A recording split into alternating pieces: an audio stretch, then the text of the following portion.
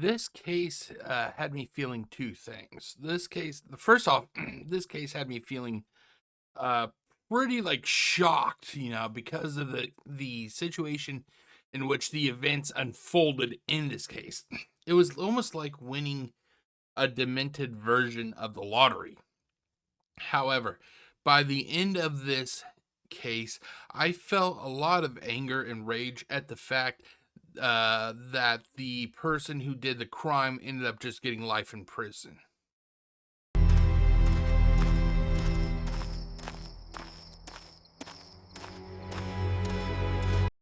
Okay, I'm ready. Are you guys ready? I hope you guys are ready because I know I'm ready. I'm ready. You're ready. I'm ready. You're okay. We're ready. Let's get it going. 3, 2, 1. Let's go. It was around midnight, June 22nd, 1991, in Harrington, Delaware. Coffee, black. A factory worker named Charles Holden stopped by a fast food restaurant at the end of his shift. It was a typical night for Charles, until he left the restaurant. This has to be one of the most unbelievable cases. This is just something you do not expect to happen, just based on how everything plays out. Do you know what the odds are for every event that happened in this case to happen the way it did? The odds are like this guy. He must have won the lottery, but sadly, it was not the good lottery.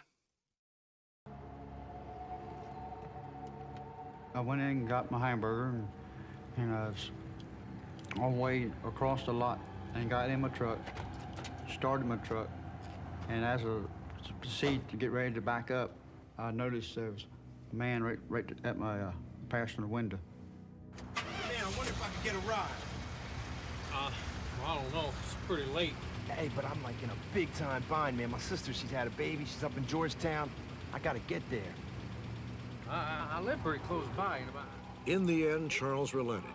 Harrington was a small town, mostly friendly. It's okay to say no. See, this is one thing that people kind of feel bad about. I think it's been because we've been conditioned over the last several decades. Like, you're supposed to have sympathy and compassion for each and every person. It's okay to have compassion, but it's also okay to have a firm hand. If it was me, and the guy goes, hey, I need to get this, go to this place, and I'm not even going in that direction, or I'm not going all the way in that direction, I would be like, no. It's okay to say no. No, I'm not, I'm sorry, I cannot. Hey, guy, I really need to get, no. You can tell me whatever sob story you want. The answer is no. You are not beholden to give any stranger a ride. It is your right to say no. It is just like it is your right to say no when somebody walks up to you and goes, hey, I need gas. I need money for gas. But if you look that person up and down, you can see they have a nice shirt, nice pants, Nikes on their feet. You can tell that person has money. It's okay to say no. You should not feel guilty to say no. Charles assumed he had nothing to worry about. This was going to lead to a long, long night for Charles. 3 miles down Highway 14, Charles reached the intersection where he normally turned to go home.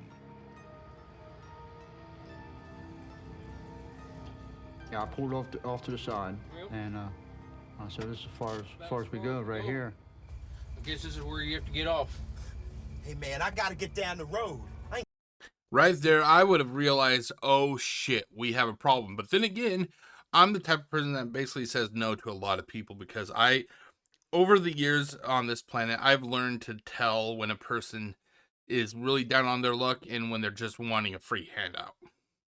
The minute that this guy says, he resisted to get out of that truck, I knew right then and there when I saw this case back in the 90s, I thought, oh God, this guy has problems now. Getting out of this truck. Well, I can't go any further. I told you I could just go a few miles, Listen, I got a problem, and I ain't getting out of this truck. Well, I can't help you. I can't You're gonna have to leave. I'm sorry. No, then I'm gonna have to take this truck. Oh, man. Hey, Without warning, the stranger attacked. That's why you don't give hitchhikers rides, because you don't know if they're actually really a nice person or they're a fucking psychopath like this guy is. Charles grabbed his keys and jumped from the truck. He come after me with a knife or a screwdriver. What you looking in there for? Ain't nobody gonna help you. Now this all been taken care of. I'm gonna kill you. All right. I'm gonna kill you right here. All right, just calm down. I want. All of this over the guy not wanting to give him a ride. And you wonder why I'm so fucking cynical of people. Holy shit, this is a good reason you do not pick up strangers. Oh, jeez, I bit my tongue. You do not pick up strangers. That truck! All right, I'll take you wherever you want to go, man. Just calm down, all right? I ain't playing with you. I want that truck! Come on, we'll go. I'll take you over. Come on.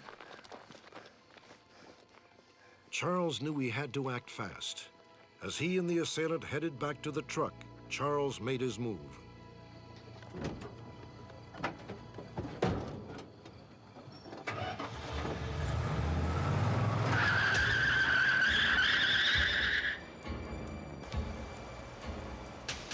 Charles sped off in the opposite direction of his house, so the man could not follow him home. Okay, up next, this is the most improbable, fucking improbable. What are the odds of this?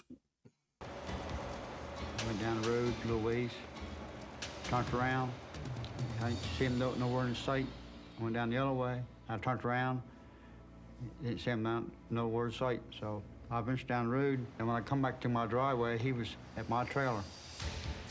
That's right. Somehow, this guy, this fucking psychopath, who Charles left in the dust when he left, he somehow found, he appeared at this guy's residence. What's the fucking odds of that? Oh my God. Somehow, by some disturbing coincidence, the stranger had found his way to Charles's trailer. Now Charles had an additional concern. His trailer was adjacent to a small farmhouse where his 70-year-old mother lived. Charles rushed to a payphone and called the police. Can you imagine what the police were thinking when they're being told what happened? The odds of what happened had to have been like astronomical.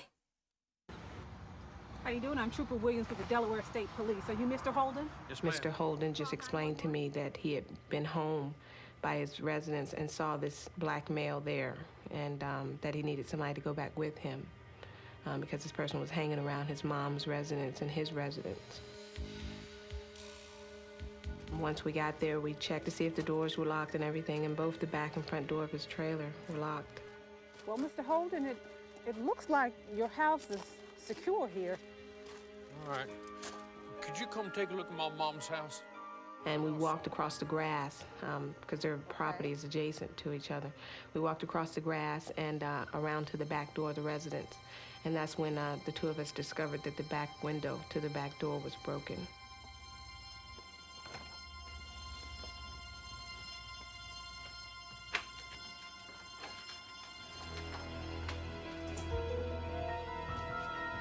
Mom? I thought something wrong when I first hollered, because Mom, she was the type of mother that she would be awake until I got in at night. Then she'd go to sleep. Mom?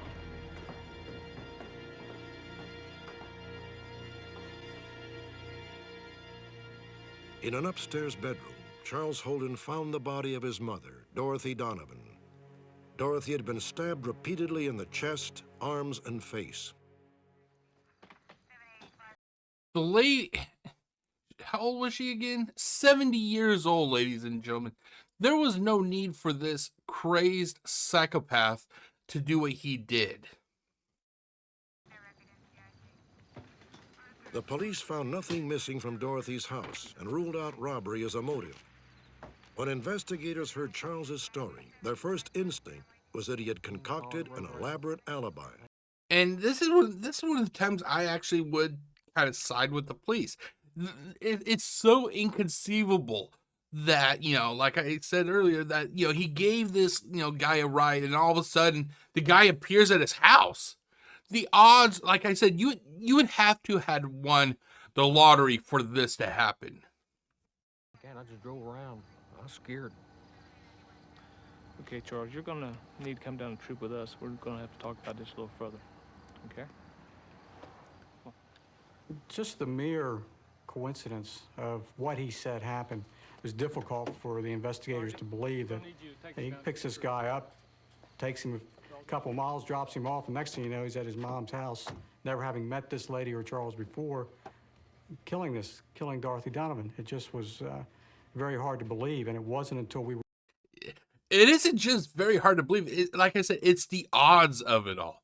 It's the fucking odds. And let's just, for example, let's say you were visiting, somebody in New York. You're visiting someone in New York.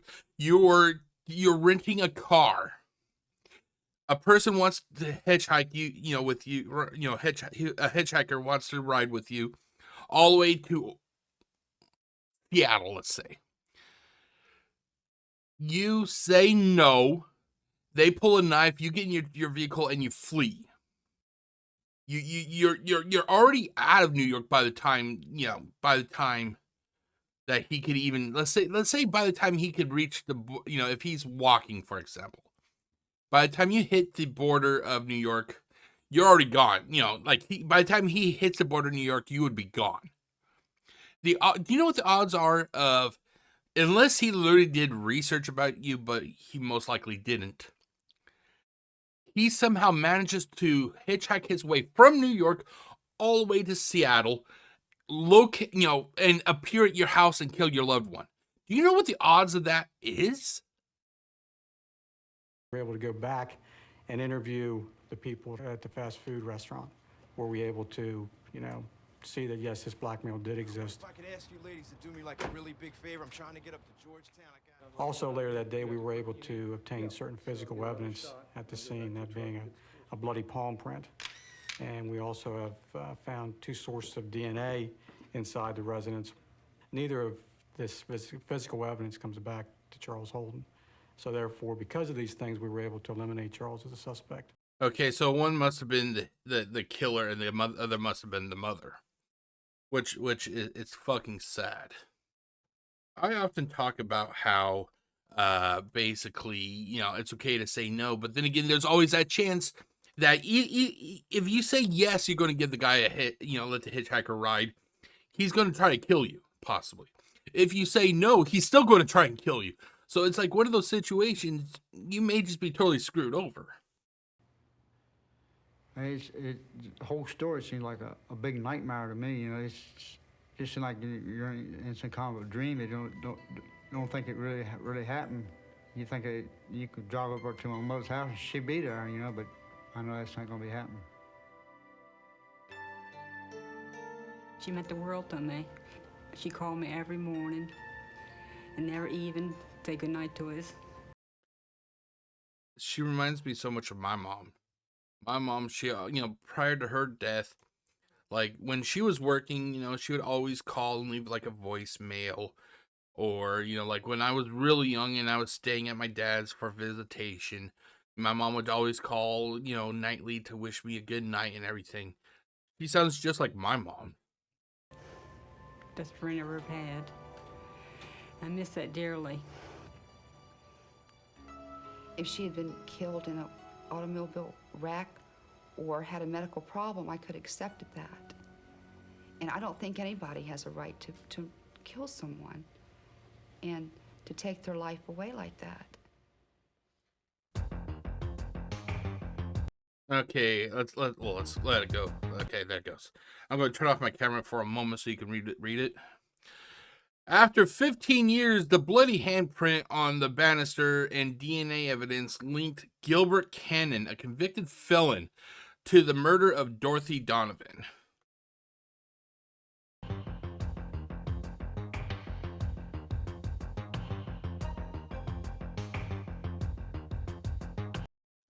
Gannon was convicted and sentenced to life without parole. He took a life. this is what I hate about the justice system. If justice was righteous, he would have been put to death. I am of the firm belief that if you take a life, if you're not protecting somebody, if you take a life, you should forfeit your life. There was no reason that this guy killed a 70-year-old woman. He should have been hung. He should have been hung to the point that he did not move at all. But no, we as a society, which is a fucked up concept, we have to show the criminals that we're better than them. How the fuck are we showing them that we're better than them when we're allowing them to live? No, if justice was righteous, he would have been fucking executed as soon as he was found guilty.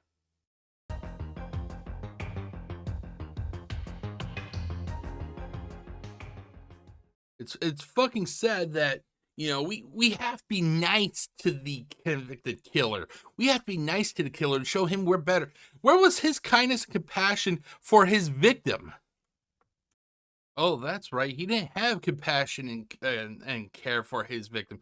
Because if he actually did, then she'd still be alive and her family wouldn't have to have, you know, this lasting hole, you know, in their family now because their loved one was killed.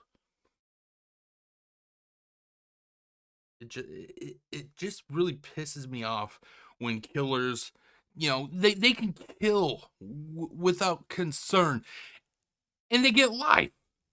They get life. The justice system in this country is fucked. Okay, guys, let's go to the Unsolved Mysteries Wiki. This is the portion of the show where I go to the Wiki to see if there's been any further updates. We already know what happened to the killer, so, you know, but let's continue on, shall we? Okay, so Dorothy Donovan, her real name was Dorothy Mae Donovan. Her nickname was Dorothy Holden, named from her first marriage. The location was Harrington, Delaware. The date was June 22nd, 1991. Ooh, I was only 9 years old at the time. Okay, so we already know the case details. So let's kind of scroll down. Let's see what kind of notes are there for this case. Okay, we already know the suspect. So, okay, extra notes. This case first aired on the May 12th, 1995 episode of Unsolved Mysteries. It was also profiled on the Forensic Files. It was originally supposed to air in the fall of 1994, but it was delayed. Oh, I'm wondering why it was delayed. It was submitted to the show by the Delaware State Police. Some sources state that the man and Charles met at midnight on June 22nd. The man's sister in Georgetown. That the man's sister was in Georgetown. Dorothy was found at 1:19 a.m. and the road they lived on was Kent 384. Okay, let's scroll down. We already know the results. I'm going to kind of just go to like the last couple paragraphs. Okay, let's see here. After the DNA match, the police were initially unable to find Cannon. Finally, on January 18th, here, let me zoom in. I hate it when it does this. Why does it do? Hold on. Links. Oh my. That's one thing I hate. I go to zoom in and then you lose your place. Let's see here. Where the fuck was it?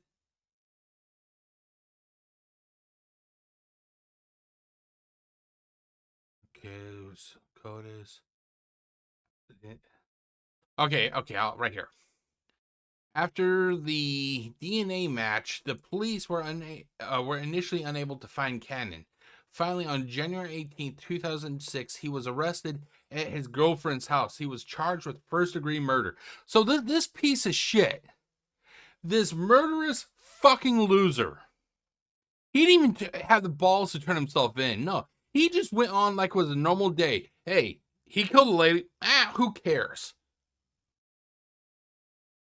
And we're supposed to give people like this, like, we're supposed to be nice and sympathetic for these. No, they killed people. This guy killed someone. They don't deserve compassion or empathy. First-degree murder, possession of a deadly weapon during a felony, and first-degree burglary. When first questioned, he denied any involvement of the murder, even though they had this piece of shit's DNA at the scene. However, when confronted with the evidence against him, he confessed. Yeah, no fucking shit, he confessed. They had the goddamn evidence. Cannon told investigators that on the night of Dorothy's murder, he was high on cocaine and looking for more. He approached Charles at Hardee's and got a ride from him. A fight broke out when Charles would not take him any further than the intersection.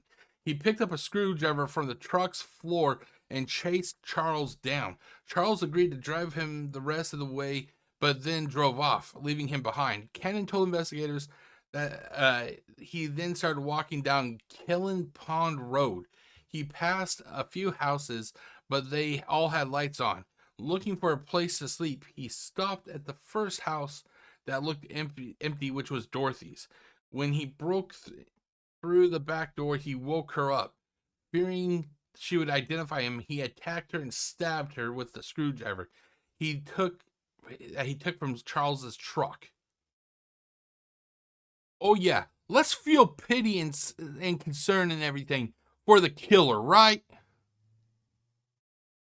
Cannon confirmed that it was just coincidence that he chose Dorothy's house. He said that he did not know either her or Charles. He was surprised when he found out that Charles was her son. He also confirmed he acted alone. On April 24, 2007, he pled guilty to first-degree murder in this case and was sentenced to life in prison without the possibility of parole. It should have been fucking death. It should have been fucking death. Unfortunately, for several years, Charles, Brenda, and Diane did not speak to each other because they did not understand why he had given Cannon a ride.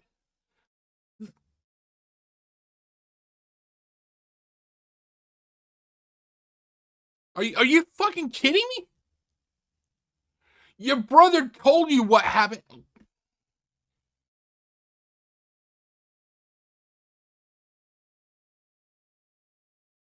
You should be fucking ashamed for your behavior towards your brother. He told you the truth, and your answer was to not trust him? What? You are fucking shithead sisters, in my opinion. You should be fucking ashamed of yourself. Following Cannon's guilty plea, they began to reconcile. Oh, I hope they fucking apologize to Charles. Hey, Charles, we're kind of sorry we treated you as poorly as we did. We're really sorry. I hope you can forgive us. What the fuck is wrong with you? No, seriously, what the fuck is wrong with you?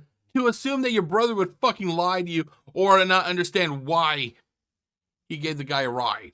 Did you just happen to fucking pigeonhole and not acknowledge the fact that he said that this guy was fucking threatening your brother? Some fucking loving family members you are. Sadly, on August 2nd, 2020, Diana passed away at the age of 66.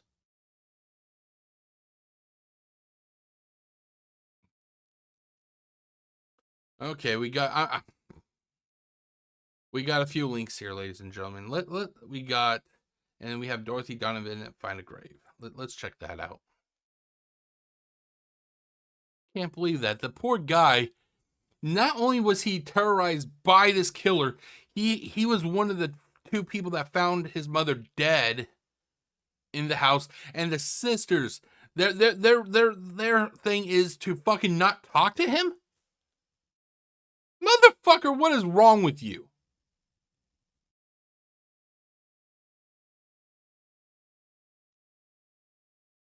Dorothy Mae Bonnie Donovan. Her date of birth was May 18th, 1921. Oh, wow, she would have been over 100 years old by now. Location was Burrsville, Caroline County, Maryland, USA. Her date of death was June 23rd, 1991. She was 70 years old. Location was Harrington, Kent County, Delaware, USA. She was buried at Barrett's? It's either Barrett's or Bratz. I'm not sure how you pronounce it. Chapel Cemetery in Frederica, Kent County, Delaware, USA.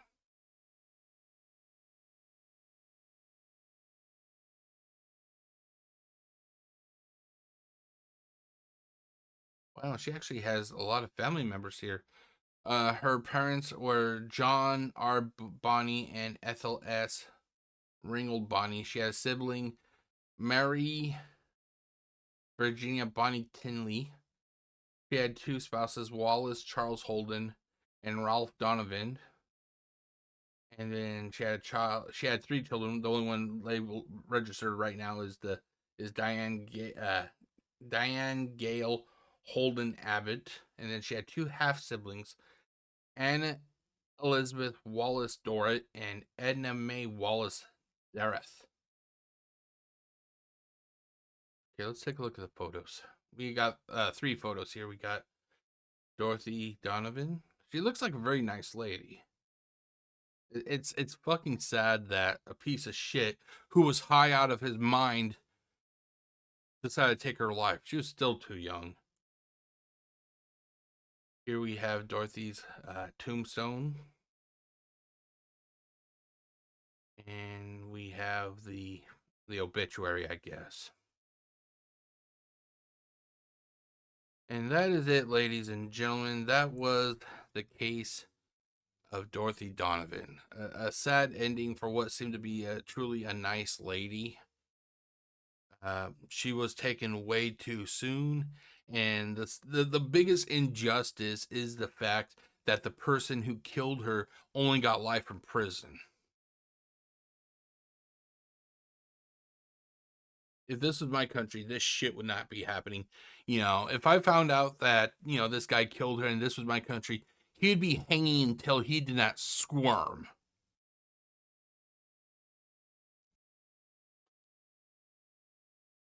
I wanted to thank everybody, you know, for taking the time out of their day to watch this case. This was kind of like a last minute video I decided to produce. As I'm recording it, it is currently Thanksgiving, but due to me having no family left in this area, I kind of, you know, just work on projects since I'm kind of by myself now. So I figured, you know what, let's get us another Unsolved Mysteries video out there for all you nice people. I hope you liked this case. I wish that, you know, I had a better outcome. I honestly wish that Dorothy was not killed. I if anything, I would have preferred her just been attacked, but, you know, that she was attacked, but she healed and everything, and then they caught the person who did it. But sadly, that was not the case. This is actually a case of an elderly lady who was brutally murdered for no apparent reason. But that is it, ladies and gentlemen. As I'm recording this today on Thanksgiving, today on Thanksgiving, there will also be a case being published at 4 p.m. It is about the Cokeville Elementary School bombing. So that should be coming up pretty soon whenever, you know, in relation to when this gets uploaded, you know. But that is it, ladies and gentlemen. I hope you enjoyed this video.